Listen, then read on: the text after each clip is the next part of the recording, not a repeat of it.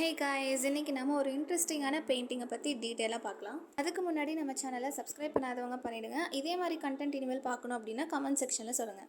2022 ஆக்னஸ்ன்ற இந்த பெயிண்டிங்கை பெயிண்ட் பண்ணவர் கான்ஸ்டன்டின் கொரோபோவ். இதை நார்மலாக பார்க்கும்போது 7 ஓநாய்ங்க ஒரு செம்மறி ஆட்டுக்குட்டியை பிரித்து சாப்பிட்றதுக்கு முயற்சி பண்ணுதுன்றது தெரியுது. இதை நல்லா ஒத்து பார்த்தா ஒரு ஓநாய் அழற மாதிரி தெரியும். மேபி அதை கொல்றதுக்கு மனசு இல்லை, ஆனால் கொன்று தான் ஆகணுன்ற மாதிரி. ஒன்றும் பெருசாக இன்ட்ரெஸ்டிங்காக இல்லையே அப்படின்னு சொன்னீங்கன்னா இதை கேளுங்க.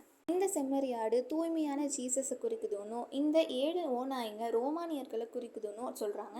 ஏன்னா அந்த காலத்தில் ரோமானியர்கள் ஓநாய்களை வளர்த்தாங்க அப்படின்னும் ரோமானியர்கள் ஜீசஸை சிலுவையில் அரைஞ்சதை இந்த பெயிண்டிங் சொல்லுதுன்னு சில பேர் சொல்கிறாங்க. 7 ஓநாய்ங்க அட் அ டைமில் அந்த ஆட்டுக்குட்டியை பிரித்து சாப்பிட முயற்சி பண்ணும்போது ஒரு துளி ரத்தத்தை கூட பெயிண்டர் பெயிண்ட் பண்ணல. இது மூலமாக ஜீசஸ் உயிர் தெழுந்தாருன்றதை குறிக்கிறாரு. ஸோ அவ்வளோதான் இன்றைக்கான வீடியோ. இந்த பெயிண்டிங்கை பற்றி நீங்கள் என்ன நினைக்கிறீங்கன்றதை காமெண்ட் செக்ஷனில் சொல்லுங்கள். ஓகே, பாய்.